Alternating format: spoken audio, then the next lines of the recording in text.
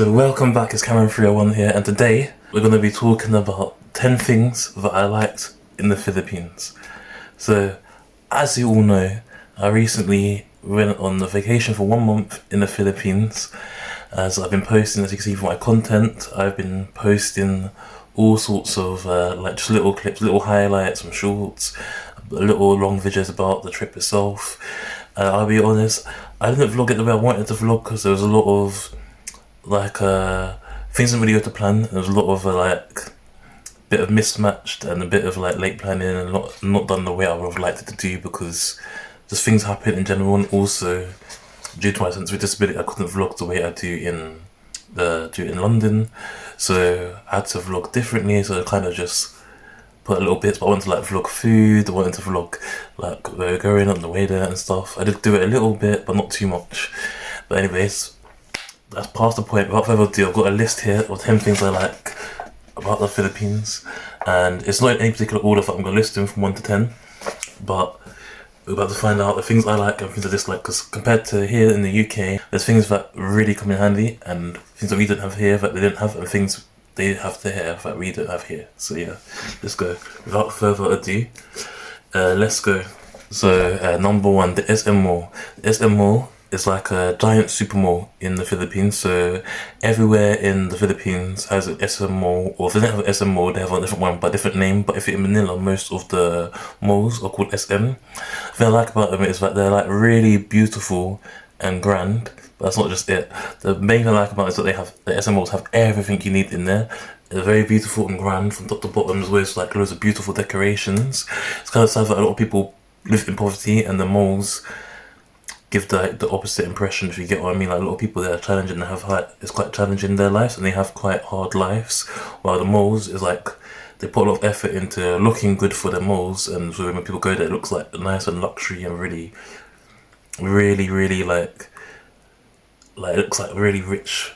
But when you come outside of the mall, people go back to their struggles and stuff. So it looks like, I don't want to say this like third world and first class, because Philippines has never been a third world country as far as I'm aware. People called it that just because it was in Asia, but yeah, people think the malls wouldn't look as good as that because of the type of country it's portrayed as in the media. But when I say the malls have everything, you've got food, restaurants, sofa stores, appliances, anything you need from your home. Like in the UK, we have like stores outside. So for example, most malls in the UK don't have like a bed store. They might have one next to it. Some of them do have some inside them, but most of them have might have one next to it, or you have to go somewhere else down the road to get something. Depends on whereabouts in the UK you're living, if you're living in the big city or the countryside. But in general, like the malls in the UK only really sell clothes, food, jewellery, sometimes decoration. They don't really sell appliances. That's like high street stores like you get in the normal suburban towns. They'll have like that, but there in the malls you get anything like a kettle, microwave. Like just on one store inside it called the SM. It is quite expensive, especially for their salary. But it's like you can find anything. Like you get kettles for kitchen, even sofas and beds, mattresses, clothes. There are restaurants as well inside the SM Mall. I'm trying to think what else people need. Like DIY tools you find in the mall. Even wardrobes. They have an IKEA now in Pasay. You might have seen one of my videos. They have an IKEA. It's quite nice. They have vegetarian food as well. And then I think what other things, I'm trying to look around my room thinking, TV, sell TVs in the mall, of course. You sell TVs in the mall here. Depends on which shop, but in or around the mall you'll find a TV shop. Yeah, I don't think I don't have, but I don't know, I've run out of ideas. So if anyone can think of something, if anyone can think of any ideas that I haven't mentioned, just let me know down below in the comments. You can probably buy light bulbs, light shades, everything. Just, if you look around your house, everything you see, you could probably buy it in the mall. Okay, another thing I like about the Philippines is number 2. The restaurants there. The restaurants offer platter meals at a cheap price. So like the restaurants, they have like the meals, because a lot of people are quite poor there. So say for example you pay like maybe 400 pesos and you got a meal for 4 people, living 1,000 pesos is quite expensive for their money, for what they get paid in. So I got heard that it's like 500 pesos a day, which considering the cost of living there, they're basically richer than us. Because there's, even on one salary, there's enough left over to live a comfortable lifestyle, because rent's not that expensive there, usually 3 to 5k a month. But obviously you've got bills after the rent, and then you've got like internet as well, if you have internet. And then But depending on your circumstances, because a lot of people there, they have children. It's not enough if you have family, and it's not enough if you have responsibilities for like your parents and siblings as well at the same time. But it's enough to live off of, say, just by yourself and want to get a house. That's fine. Or both you and you have a couple or partner. If you're both you and your partner are there, you're both getting 500 pesos a day for, say, for an 8 hour day. Even if it's more than an 8 hour day, and like a month, you're basically earning about 30k a month. Anyway, I don't know if everyone earns that much. I don't know how it works there, but most people work 6 days a week, as far as I know. But I'm not sure how long the hours are. I know some people work 12 hours. So yeah, I was getting back to the restaurant thing. Yeah, they can get big meals for cheap prices, and even if you don't buy restaurant meals, you can buy street food for quite a small price. Be careful when buying street food, because if they see you're a foreigner, sometimes they may try to overcharge you. They call it tourist tax. It's not really a real thing. It's just they see foreigners, and not all the time, but some people from my experience will see foreigners and try to put the price up. But if you know the prices, you won't get swindled like that. Like, I knew what the correct thing is. The only time I ever really got swindled was with taxi drivers, but that's for another video. I knew the prices for food. I never really got ripped off for food. So yeah, the food stalls, so even if you can't afford to eat in restaurants, you can always find street food for like under 100 pesos. You can get like a meal for like 50 pesos, 80 pesos, like that. So yeah. Now the price has gone quite up, so maybe the prices are a little bit increasing a lot because of oil and gas, because of the war in Iran. But other than that, it was still quite cheap when I went there last month, but that was before things started getting a bit out of hand with the US and Iran, isn't it? Okay, another thing is I like about the Philippines, people are actually very friendly. They come up to you and ask you questions, and like they're very curious as well. They're very curious about you. They'll ask you like, "Oh, hello, where are you from?" If I'm there, if they have know someone who's married to a foreigner, they compare, or be, "Oh, I know who lives in that country," or "went to America," blah blah blah, or "Oh, I worked here from your country, your company, your country. I'm very familiar with it." So yeah, people are very hospitable and friendly, and if they ever need help with anything, they're usually willing to help. Like, say for example, my example, I want to do another video, but let's just say I was having issues getting around because I was having SIM card issues, and people are really willing to help. For example, when I need to get a taxi without getting scammed by the taxis in Pasay. When I needed a taxi, people were very willing to book one for me, because you can book and say pay by cash, and then that was very helpful, helped me get around without getting scammed, so that was very useful. I think if I was ever lost and I asked someone for help, not just me and my girlfriend, because I was here by myself, I was talking in singular, but yeah, because when we were lost and stuff, people are very helpful to give us directions. And another thing about the Philippines is like there's guards almost everywhere, so because there's guards everywhere, you basically just go into the store and ask a guard, and the guard is usually willing to help you. So yeah, that's quite handy when you're in the Philippines. Another thing is everything is cheaper, I guess, for the price. Except for imports. Imports can sometimes be a bit more expensive in the supermarket. For example, like sauces, condiments and stuff.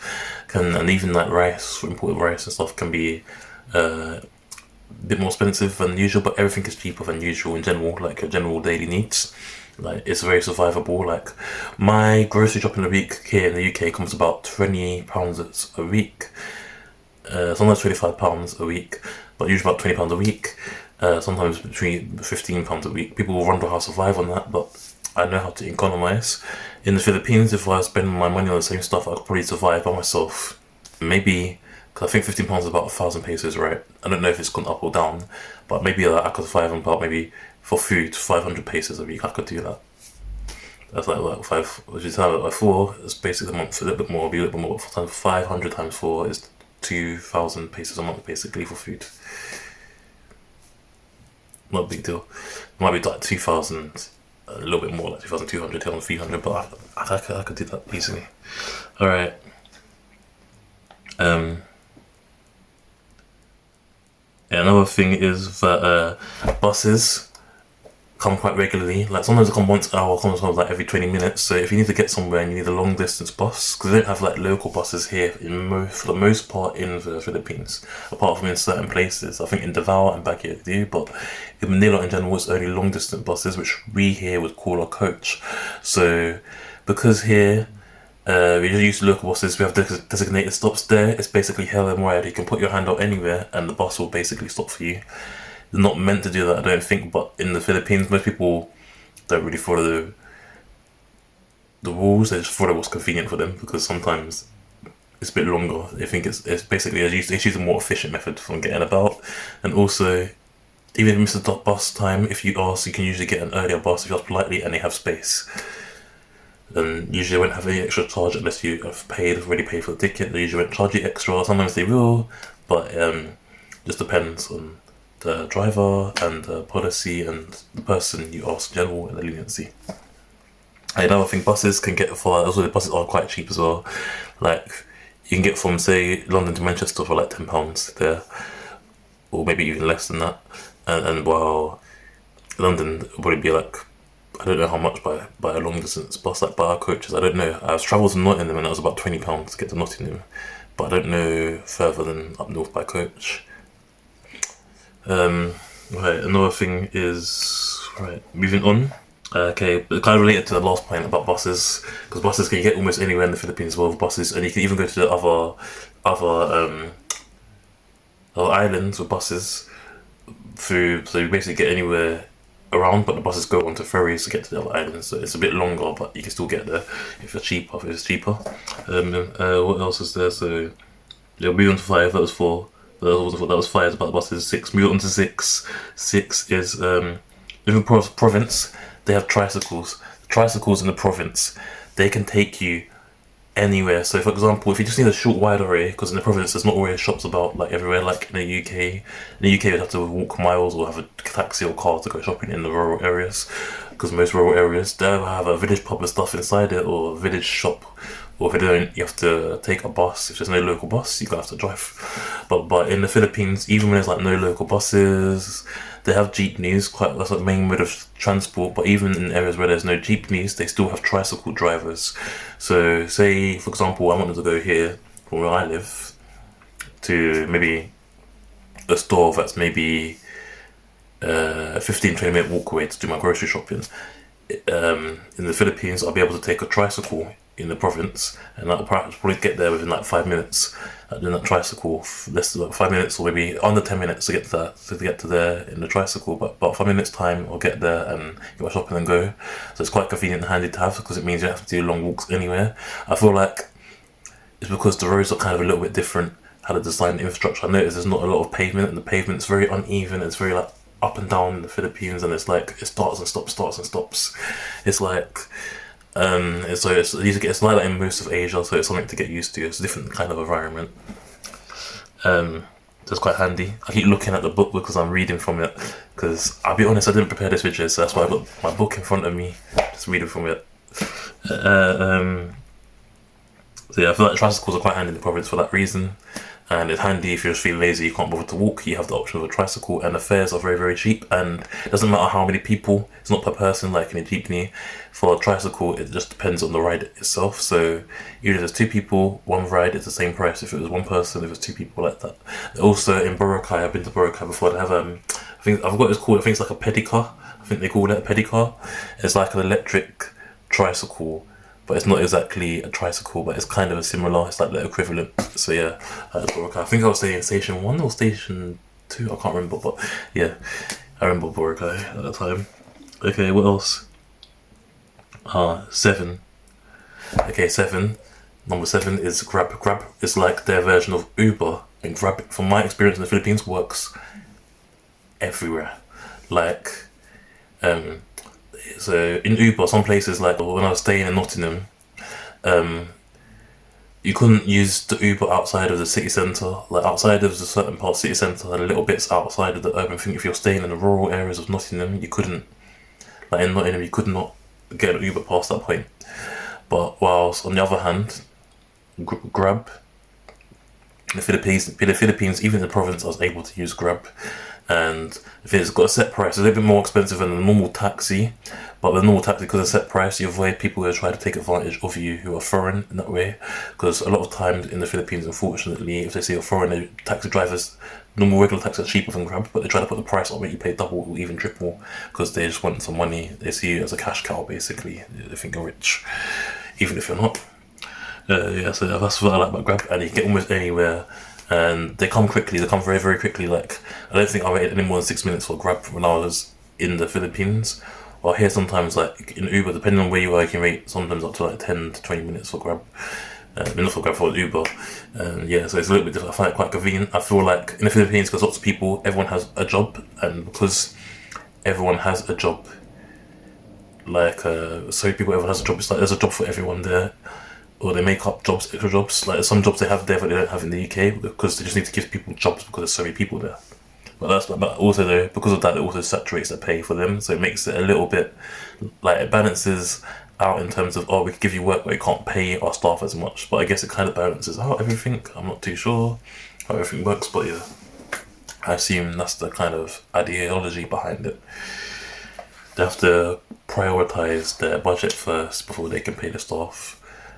They have to strike a balance between budgeting them for their shop and needs, and then paying the staff to budget it out. But then also providing for the economy. A lot of Filipinos struggle in to find work because it's just very competitive because so many people. But having these extra jobs create extra opportunity. I wish I had something like this. For example, they have like a designated bagpacker in the Philippines, backpackers, but in the UK we have to pack the bags ourselves. All the staff at the till packs them. There's only one staff, but in the Philippines you have a staff who checks the items through the machine and someone who bags your items for you. So yeah, like it's different. It's a cultural difference. Number eight. There's grocery shops and stores everywhere, so you can find food even in rural areas. So for example, the main shops I know as the SM grocery stores, they also have an SM hypermarket. I don't really know the difference between the grocery store and the hypermarket. So the SM supermarket, SM hypermarket, SM grocery store. Then I think you have like Save More. So Save More, I think I see a Bonus and Pure Gold. I think those are the main shopping brands in the Philippines, so those for you are quite handy and useful to have.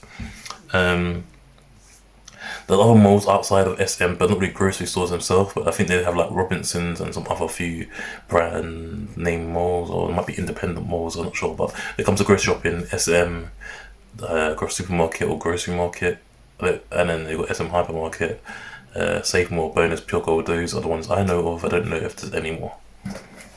Also, the rural areas have a lot of food stalls, so you don't need always. They have like sorry stores and stuff as well, so you won't always need to go to the supermarket. You can get stuff from the sorry store. Like sorry stores are like I don't know if they're all 24 hours, but they're like a convenience store. So they're like, if you live in the province, they're like a corner shop. What we have here, like a little corner shop. Some people might know corner shop as an off license or news agent. So it's like that. They have their kind of equivalent. Okay.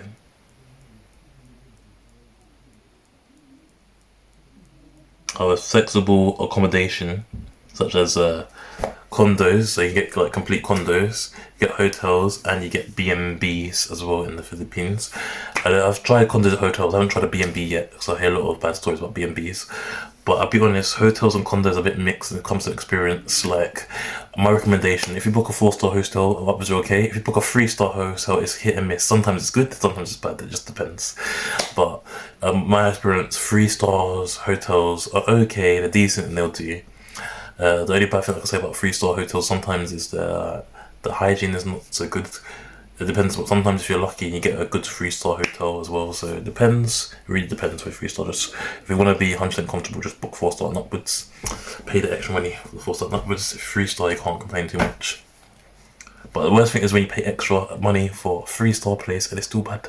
It's like, why is it so expensive? It's that it's not up to the standards. But this is what I do, things I like, not what I don't like. So things I like is like the flexible accommodation is like you've got plenty of options where you want to stay. You can rent a house or a B&B for a short stay, or like you can rent a condo for a short while. And if you get a nice condo and it's complete, you have everything you need. It's basically like you're living there, but you're not really living there because it's only a short stay. But you can cook your own food. You don't always have to go hotel or go out to a restaurant to eat food. I like that, and it's like how like you have the stove complete, you got the kettle, microwave, and all that. It's really nice. You got the fridge, freezer. Another thing, you always have a fridge and freezer in the hotels in the Philippines most of the time. I'm not sure about 2-star or 1-star hotels, but from 3-star hotels, from my experience, I've always had a fridge and a freezer. So that means you can store food and it won't go off because it's going to be cold. And yeah, so I quite like that. Okay, and 10, finally, 7-Eleven everywhere, like, as well as other 24-hour shops open, and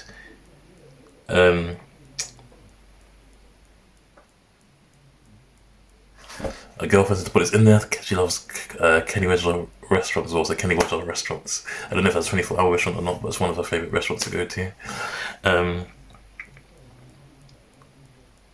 So yeah, 7-Eleven everywhere, literally. You can walk down the road, you'll see about 5 7-Elevens if you just walk in a straight line. Like, you'll see loads and loads of 7-Elevens. The good thing is that 24 hours are always open, and you can get cheaper food there, so you can always get something to eat. Say if you're poor or on a really tight budget, you can always get rice, and like a burger or rice and chicken or something like that. If you're always on and then you have little seats where you can stay in there. If you're homeless, you probably won't want those people in there, but you can stay in there for a while. So you've got somewhere to stay. Like in the UK, in certain places, if you're homeless, there's not a 24-hour open place to stay. You have to stay in the streets. Try to see if you can find a friend. If no one lets you, you're sleeping in the park or something, or trying to find a 24-hour station to get into. Just stay in the underground or something. So there in the Philippines, when it comes to homelessness, you always have some sort of shelter as long as there's 7-Eleven nearby. I don't know about the province, but in the city, you always find a 7-Eleven. In the province, there's still 7-Elevens, but I think they're not. You have to go to the more like main hub nearer to the city to find them. I don't know if they have any 24-hour open places outside in the province, but there are a lot more 24 open shops in the Philippines. I assume because a lot more people need to work night shifts, and people need to be out at different times. So I assume that's why there's 24-hour shops open in the Philippines, and that's why most people like that. And most places open early, and most places are closed late as well. So that's quite handy in the Philippines. I quite like that. That's all for this video. It's a little bit rushed, but it's okay. We've got it done in the end. So yeah. I hope you liked it. If you like, subscribe if you want more content like this. Next time, for the next video, I'll be a little bit more organised, but I'm going to do it a little bit like this kind of style. Just improvise, expand on the point. I made another bullet points about things I found challenging in the Philippines, because as lovely as the place it is, like when you come to a different place with different culture and different environment, it's not the culture or the environment itself. It's nothing to do with it. The cultural environment's lovely, absolutely lovely. What it is the infrastructure. The infrastructure caused a lot of challenges there, and it's just a different. How it is different. Like it's more because over there it's made more for locals than to adapt to people like tourists who come and stuff. So that's the reason why I say that. It's like. It's like someone just didn't think about it, and it kind of just happened. It's like, oh no, it's new there, and then nothing's really updated since then because it was new and not thought about. It was something was just there, but it wasn't really acknowledged at the time because it wasn't so common at the time.